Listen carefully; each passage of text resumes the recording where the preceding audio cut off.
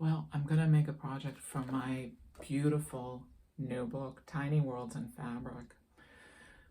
I wrote this book last year. My parents would be so proud. They would never admit it, though. Stoic Lithuanians. I think I'm going to make this little bathtub. What do you think? With water inside. So here's my fabric sandwich, which is made by fusing 2 pieces of fabric on either side of Fast to Fuse. And here's my bathtub pattern on cardstock. I always draw the lines onto the cardstock and I fold them so that you can fold them up just like I did there to draw in the lines. It makes it so easy to transfer the lines onto the fabric. So you cut out the pieces, and when I cut down the middle of the tub, I leave those pieces attached by a few threads. It just makes it easier to keep track of them. So when I'm ready to sew, I cut them apart, and I zigzag down the middle to connect the 2 pieces.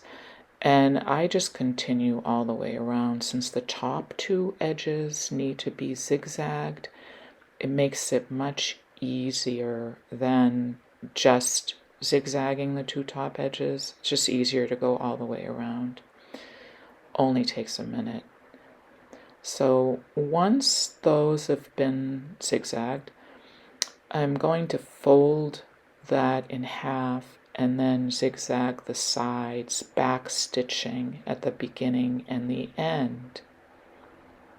Now I paint my fabric because I love the look of it. It gives it this sort of an antique-y kind of a look, distressed look that I really like. You don't have to do that if you don't want to use paints. You can just use the type of fabric that you want for the bathtub. There's a lot of different options. So I'm sewing up the sides, and then once I sew up the sides, I'm going to turn it inside out, and it gives it a beautiful round shape, just like a bathtub.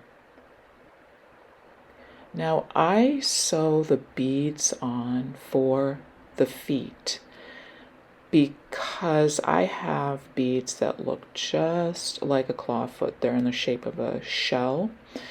And I sew those on first before I paint it. The only reason I do that is because it's hard to push the sewing needle through the paint.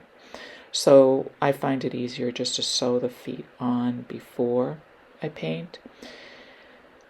Now, when I'm painting, I actually use my hands quite a bit. As I'm painting it, I get the paint on my hands and I spread it around sometimes with my fingers. So this step, of course, you can skip if you're just using white fabric or whatever color you want for the tub, and if you don't want to get involved in the painting. I personally love the look of it, so that's why I do it, and I've included the steps here. So if any paint gets on those beads, it's very easy just to wipe it off. So I paint the outside, and then I'm going to paint the inside of it. So I use a fabric paint that is very inexpensive. I use fabric paint instead of acrylic paint only because it has a softener in it, and it makes it a little bit softer. Acrylic paint gets kind of rigid when it dries, which would be totally okay for this. So here it is. It's so cute. Now I do glue those feet in place because they end up being really wobbly. They just collapse when you put the tub down. So now for an extra wow factor, you can paint the inside of the tub blue, and I cut a piece of acetate and put it in there. Makes it look just like real water.